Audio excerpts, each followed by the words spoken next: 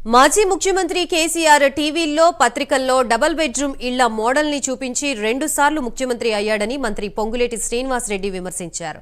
ఖమ్మం జిల్లా సత్తుపల్లిలో స్థానిక ఎమ్మెల్యే మట్ట రాఘమయ్యి, ఖమ్మం ఎంపీ రఘురాం రెడ్డిలతో కలిసి రెవెన్యూ మంత్రి పొంగులేటి శ్రీనివాసరెడ్డి పర్యటించారు. పలు అభివృద్ధి కార్యక్రమాలకి శంకుస్థాపనలు చేసి లబ్ధిదారులకి కళ్యాణలక్ష్మి చెక్కులు పంపిణీ చేశారు. ఇందిరమ్మ ప్రభుత్వంలో 4.5 లక్షల ఇళ్లని మొదటి విడతలోనే పేదలకి ఇస్తున్నామని మంత్రి తెలిపారు.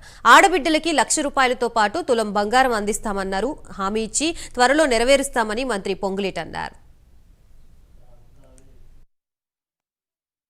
ఇందిరమ్మ ప్రభుత్వం ఉన్నప్పుడు 2004 నుంచి 2014 వరకు 10 సంవత్సరాలలో తెలంగాణ రాష్ట్రంలో కట్టిన ఇందిరమ్మ ఇల్లు 25,35,000 25,35,000 సాధించుకున్న తెలంగాణలో ఆనాటి ముఖ్యమంత్రి గారు ఎన్నికలు వచ్చినప్పుడే పేదోడికి ఇల్లు కావాలని గుర్తొచ్చేది.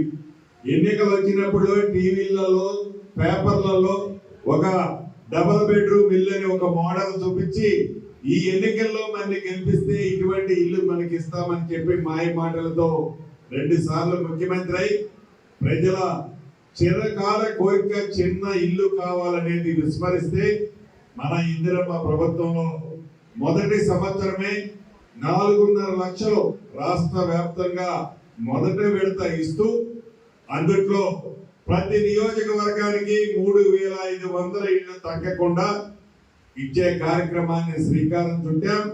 మీ అందరి ఇళ్ల దగ్గర కూడా ఇప్పటికే సగం మంది ఇళ్లకి యాప్ తీసుకుని ఇందిరమ్మ ఇళ్ల కోసమని మీ ఇళ్ల దగ్గరికి ఎంక్వైరీకి వచ్చి ఉంటారు.